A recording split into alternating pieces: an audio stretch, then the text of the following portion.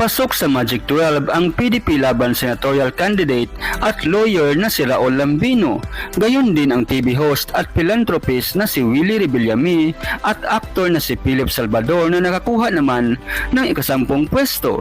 Pasok din sa nasabing listahan ang gobernador noon ng Ilocos Sur na si Chavit Singson. Ang congressman na si Bonifacio Busita ang nasa ika-8 pwesto naman sa nasabing senatorial preference survey. Gayon din ang former executive secretary na si Attorney Vic Rodriguez ay pasok din sa nasabing listahan na nasa top 7 naman. Pasok din sa senatorial lineup ang PDP laban candidate na si Jimmy Bundok na nasa ika-6 na spot.